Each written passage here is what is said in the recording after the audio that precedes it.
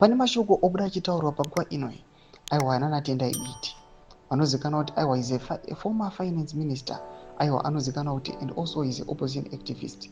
Panguva ino vana Tendai Biti obuda vachitaura mashoko anosirisa, anorwadza kwazvo, ekuti kana uriwe mugari wenyika yeZimbabwe wese kana uchisapota zvigananda unofanira kuva netsitsi kuti aiwa in the next we can say just 5 years our country inenge yava papi. Ndisati mashoko obuda achitaurwa nana Biti panguva ino. But subscribe or like or turn the bell.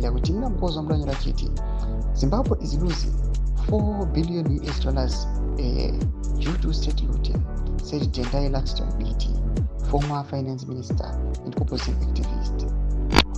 He warned that Zimbabwe is spiraling into collapse under the weight of failed monetary reforms, unchecked corruption, and systemic mismanagement. Ndomashoko yatoko pana Biti anozikanwa kuti Tendai Biti panguva yake aiwa ari finance minister, vanhu ndopo vakanyanya kuenjoya their salaries. Mukatarisa macivil servants vangava maticha kana vemauto kana ani zvake, nyika yeZimbabwe ipapo it flourished.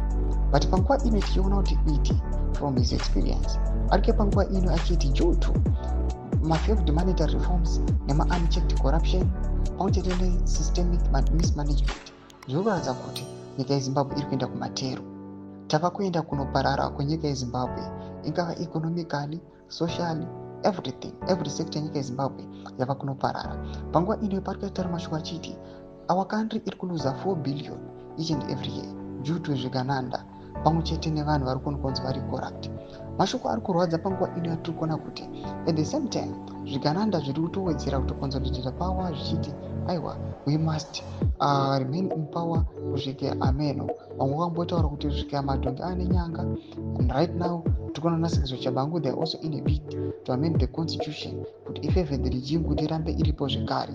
Vari kunzwa kunzi these are the same guys vari kuisa our own country into chaos and collapse. Pinai comment section medu mutise mafungiro enyu muri kudii pamusoro pechitiko ichi. Aiwa, pinai comment section medu musana subscribe or like, turn on the bell icon.